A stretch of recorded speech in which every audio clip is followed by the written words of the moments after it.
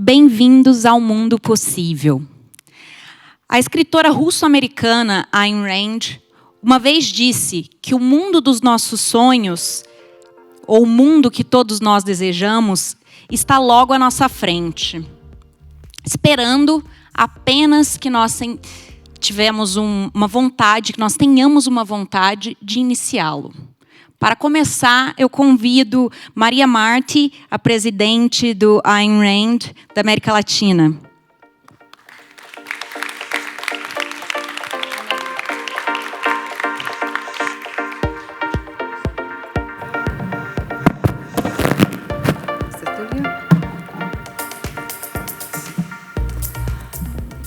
Can you hear me well?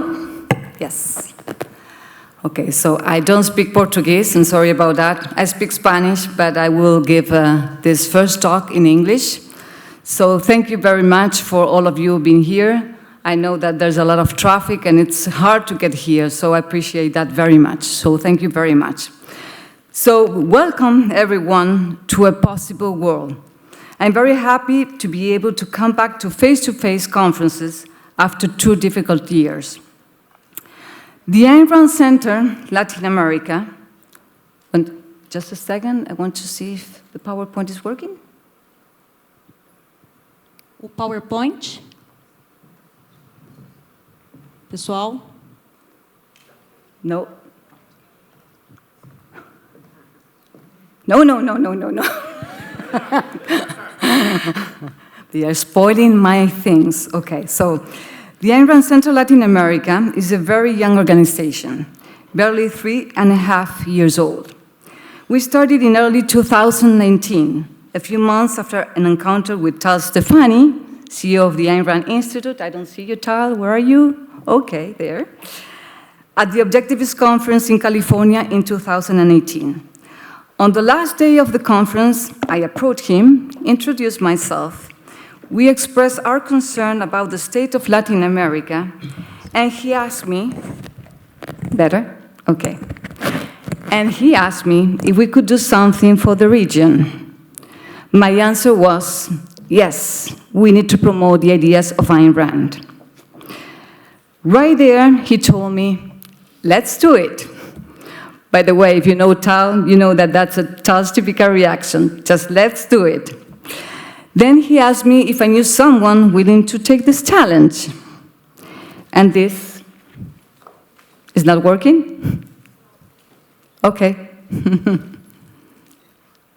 Let's wait just a second, because part of the fun thing is the PowerPoint. PowerPoint? Valendo?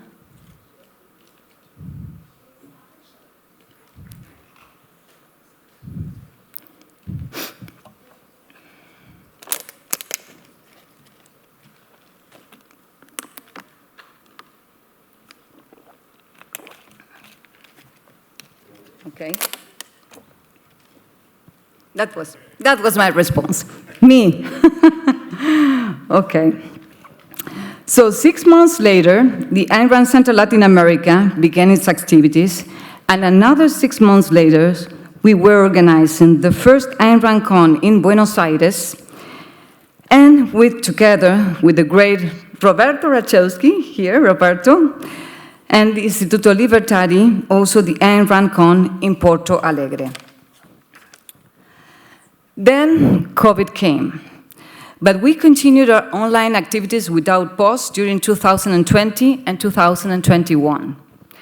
Now we are here again, looking at each other face to face without a screen, in between, and AynRandCon 2022.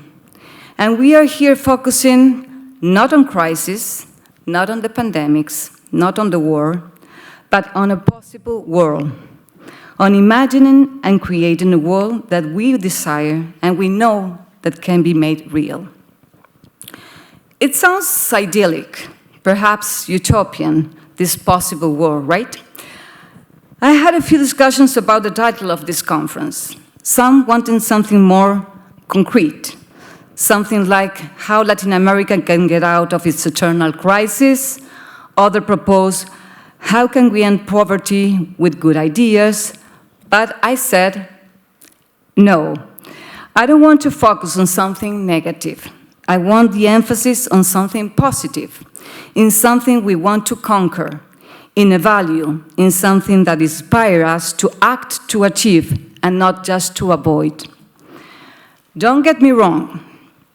The idea of these 2 days is not to see how to paint the world in pink, not to talk about how reality can be magically changed by the simple fact of wishing it. We, objectivists, know better than anyone that this cannot be done. Wishes don't just come reality because we want it. Let me explain this better with a quote from Ayn Rand. She said, "I have never found beauty in longing for the impossible, and I have never found the possible beyond my reach." The idea is not to immerse ourselves for 2 days on something that we think beforehand is impossible. That doesn't inspire. If we are here talking about a possible world, it's because we really think that it can be created. Many cultures have been created around the world at different times, beautiful cultures of freedom, prosperity, and adventure. Why not by us in Latin America? We have just to focus on what we have done wrong so far, check our premises, and set a new course. This is another Ayn Rand sentence. Check your road and the nature of your battle. The world you desire can be won. It exists. It is real and possible. It is yours. But before thinking about how to win this world, there is one question that each of us today should ask ourselves. What world are we talking about? What world do we want? What world do we imagine? That's an important question, because the actions we have to take to create it will depend on our answer to the question. So, what world do we imagine? Do we imagine the world of Mr. John Lennon? A world without borders, without ambition, and without possessions, where we are all equal? Do we imagine the world of Greta Thunberg, or what Greta Thunberg wants, where we get rid of all fossil fuels and stop traveling by plane, a green planet suitable for any living except human's life, for human beings, a planet without traces of human footprint? That's what we want? Or do we want the world of Thomas Piketty, or Piketty, not so sure how to pronounce this last name, where the wealth and the inheritance of some are distributed among all, where property is only temporary and income taxes are 90%, a world where equality is imposed by force, by taking from some to give to the others? Let me say, if any of you is tempted by these scenarios, this is the time to ask for a refund for the ticket, because you are not going to like what you're going to hear these 2 days. But if these words didn't tempt you, then you are in the right place, and you will have a lot of fun. So I'm glad that we still have an audience. Everyone who has seen these worlds that I have just described, the Lennons, Thunbergs, Pikettys, as hell on earth. Monsters generated by moral disasters. Disasters based on the idea that man is a petty or depraved being, that he has no right to his own life, that he has no right to the pursuit of his happiness. So what is the world that Rand inspires us to imagine? It is an extreme world, a world of extreme freedom, a world of extreme respect for the rights of others, a world of extreme justice, a world of extreme respect for property, and consequently, a world of extreme possibilities for progress and adventure. And while it is true that the word extreme is redundant when we talk about these concepts, there is no such thing as freedom mixed with a little bit of slavery, or property combined with a little bit of expropriation, or justice without a bit of unfairness.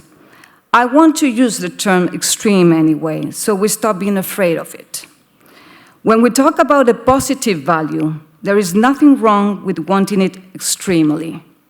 So when faced with a complaint, you are an extremist, the answer is, as regard the good, the noble, the beautiful, of course I am.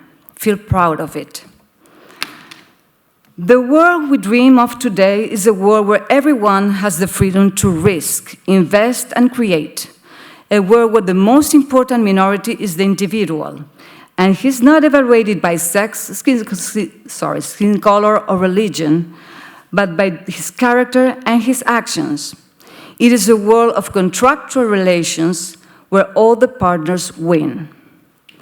A world where sacrifice is not a virtue, but the opposite, where our heroes are those who improve our quality of life every day, and not those who use a machine gun to impose their crazy whims. A world where people trust their own minds to conduct their lives, and where people are not children in a custom, expecting the ruler to tell them how to live. A world where every person is able to say, "My life belongs to me." My life belongs to me, and really understand what that means. My life is mine, not only to choose my friends and my partner, mine to choose how to educate myself, and if I want to educate myself.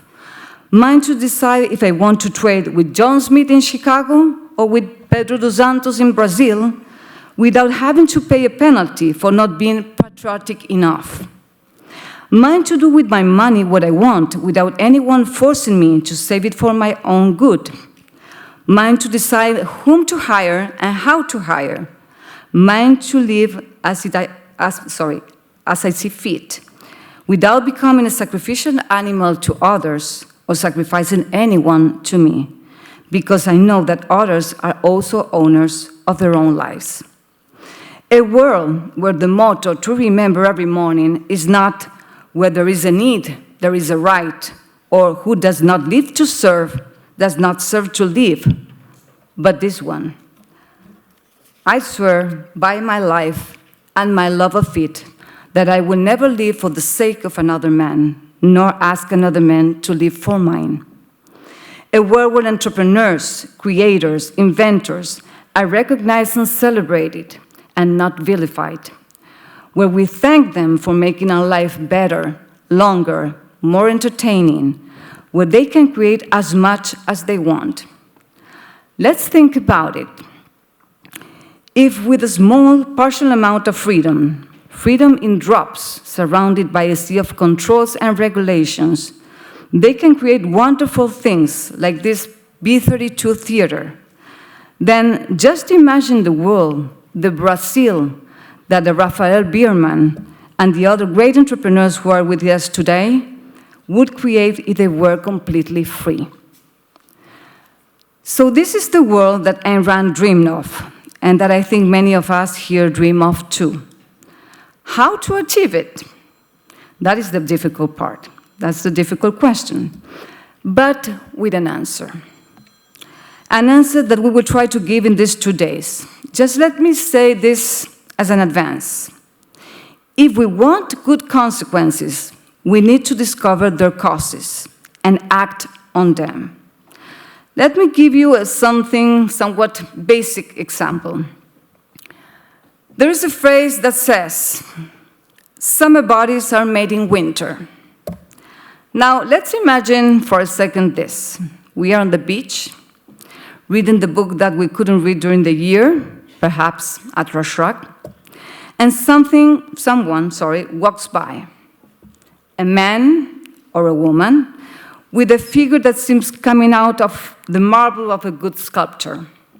We must look up, and we think, I want that. I want to look like that, but I'm not so lucky.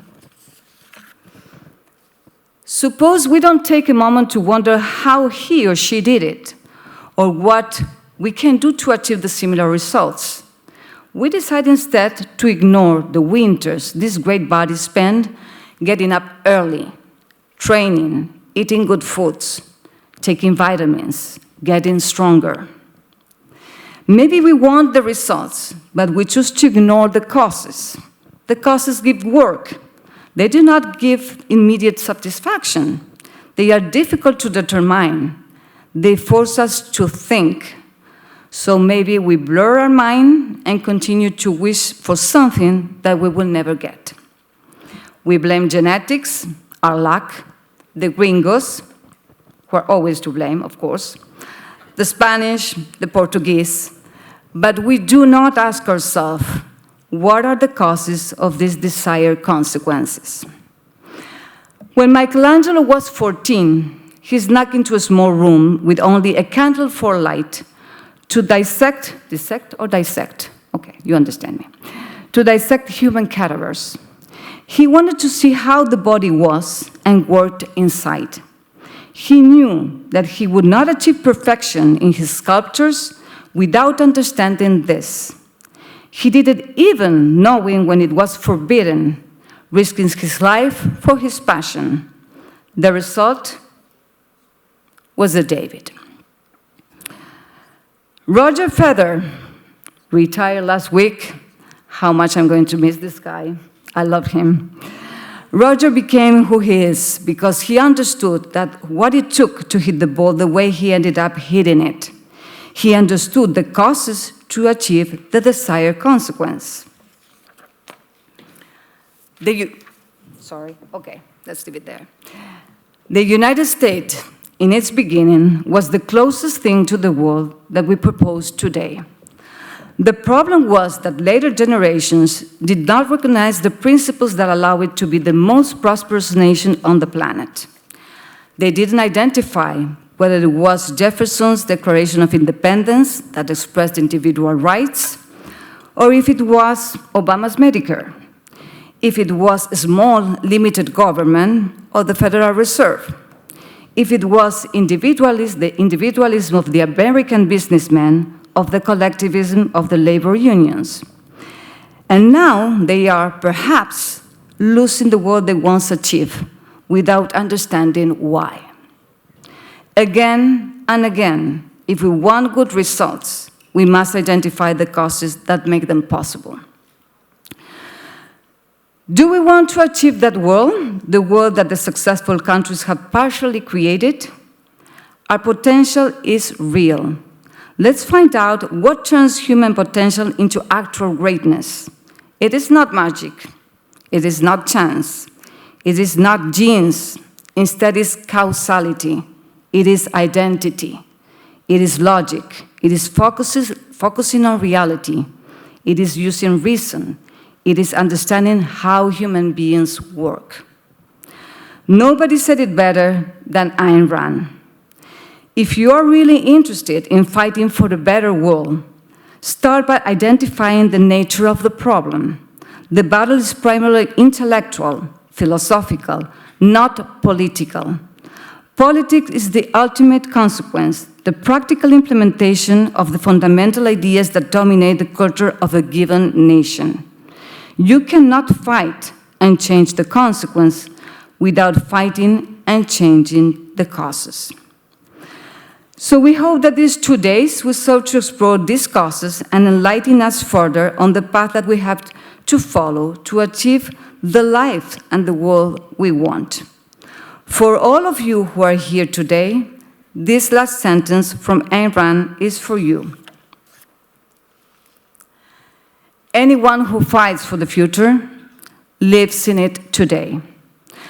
The fact that you're here thinking about these ideas, dedicating 2 days to them, sponsoring this conference, is undoubtedly a way to start living and creating this world.